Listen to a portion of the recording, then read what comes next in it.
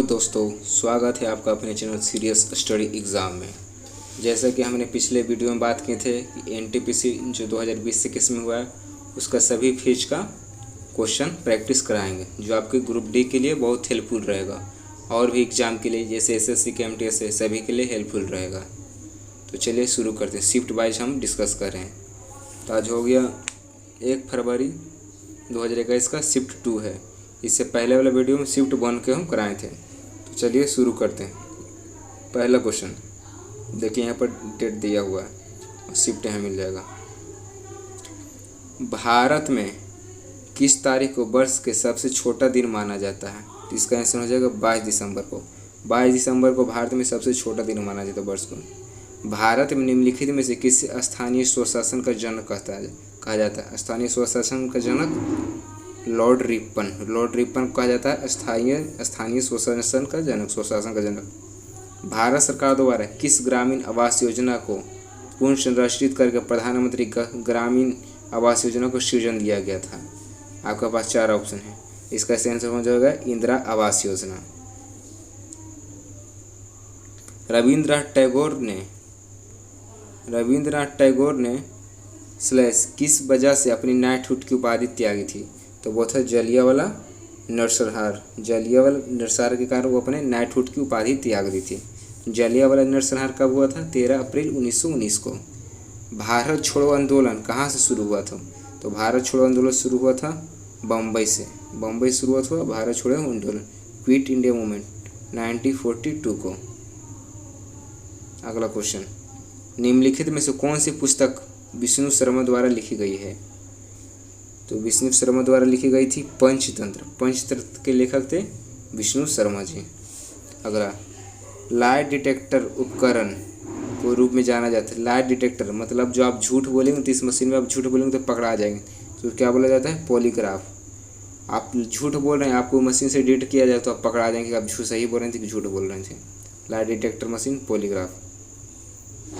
भारतीय निर्वाचन आयोग के अनुसार 2020 तक भारत में मतदान करने हेतु न्यूनतम आयु क्या होगी? तो वो हो जाएगा 18 वर्ष था।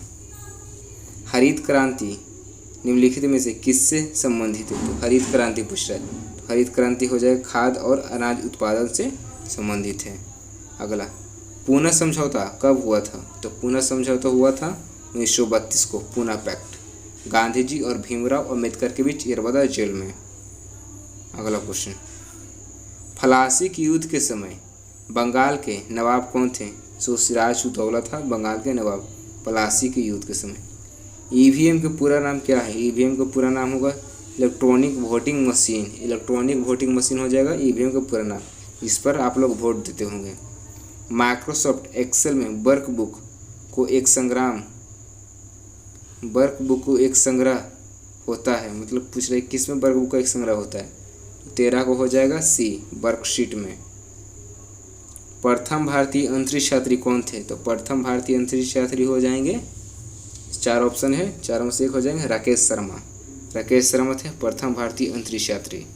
जब राकेश शर्मा अंतरिक्ष में गए थे तो इंदिरा गांधी इनसे पूछे थे भारत कैसा लग रहा है, तो वो वही बोले थे सबसे प्यारा भारत।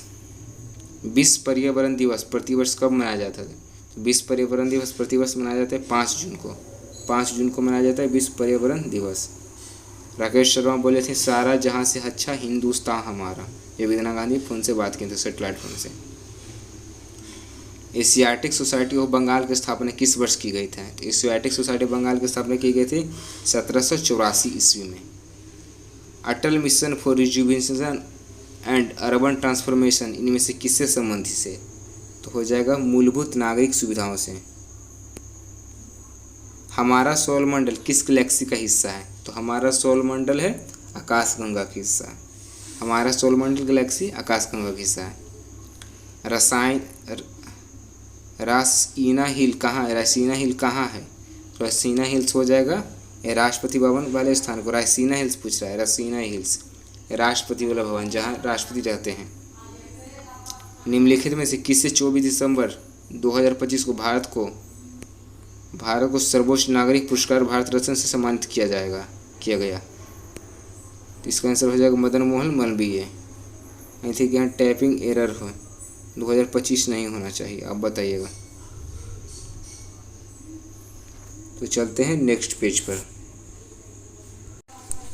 अगला क्वेश्चन 21वां क्वेश्चन, थायरोक्सिन के संश्लेषण के लिए कौन सा तत्व आवश्यक होता है? तो थायरोक्सिन के संश्लेषण के लिए कौन सा तत्व आवश्यकता होता है? इसका आपके सामने 4 ऑप्शन देंगे। पहला मैग्नीज, दूसरा आयोडीन, तीसरा आयरन या चौथा जिंक।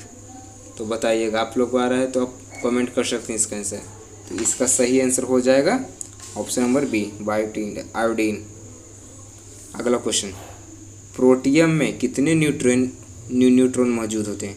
तो प्रोटियम में मौजूद होते हैं 0 न्यूट्रॉन। न्यूट्रॉन की संख्या 0 होती है। गुप्त समाज के निम्नलिखित राजाओं में से एक अच्छा बीना वादक था, वो कौन था? तो इसका आंसर हो जाएगा समुद्रगुप्त। भारत का नेपोलियन किसे कहा जाता है? समुद्रगुप्त को। समुद्रगुप्त एक अच्छा बीना वादक था। इकोलॉजी शब्द किसने गढ़ा है? इकोलॉजी शब्द किसने कहा था? वो है अर्नस्ट हैकेल ने कहा था इकोलॉजी शब्द। अस्पतालों से निकलने वाली जैविक कचरे को निपटाने का सबसे अच्छा तरीका क्या है? तो इसका हो जाएगा अपघटन, भस्मीकरण इसका सही आंसर हो जाएगा। अस्पतालों से निकलने वाली जैविक कचरे से निपटने के लिए सबसे अच्छा। काजीरंगा राष्ट्रीय उद्यान जो कहाँ है? असम में है। होकर गुजरने वाली किस राष्ट्रीय राजमार्ग की सीमा उड़ैन के वन्य जीवों के लिए मुख्य खतरा बनी है? तो हो जाएगा इसका सही आंसर नेशनल हाईवे 37। आए दिन है एक्सीडेंट होते रहता है। सचिन तेंदुलकर ने अंतर्राष्ट्रीय क्रिकेट में अपना 100वां शतक किस टीम के खिलाफ मारा था? तो आप सभी तो क्रिकेट के फैन होगा, बांग्लादेश के खिलाफ मारा था अपना 100वां शतक। इनमें से किसने अजमेर में 2.5 दिन का झोपड़ा बनाया था? तो 2.5 दिन का झोपड़ा किसने बनाया था? तो कुतुबुद्दीन ऐबक ने बनाया था 2.5 दिन का झोपड़ा अजमेर में। अजमेर कहाँ है? राजस्थान में। वायु में मौजूद निम्नलिखित में से कौन सा तत्व चांदी की वस्तुओं को काला कर देता है? तो इसका सही आंसर हो जाएगा गंधक चांदी की वस्तुओं को काला कर देता है। आप देखेंगे, आप लोग चांदी के वस्तु कुछ भी यूज कर रहे हो, कड़ा कुछ भी ज्वेलरी देखेंगे वो काला हो जाता है गंधक के कारण। यूनेस्को का मुख्यालय कहाँ है? Easy question. यूनेस्को का मुख्यालय कहाँ हो जाएगा? तो पेरिस में हो जाएगा यूनेस्को का मुख्यालय। तो इस क्वेश्चन हमने डिस्कस कर लिया। FAO के सोफिया डेटा के अनुसार कौन सा देश विश्व का सबसे बड़ा मछली उत्पादक है? तो कौन सा देश सबसे बड़ा मछली उत्पादक है? चीन है सबसे बड़ा मछली उत्पादक। नासा के अनुसार पृथ्वी के भूस्तर से कितना भाग वनच्छेदित है? तो इसका सही आंसर हो जाएगा 30% भाग वनच्छेदित हैं।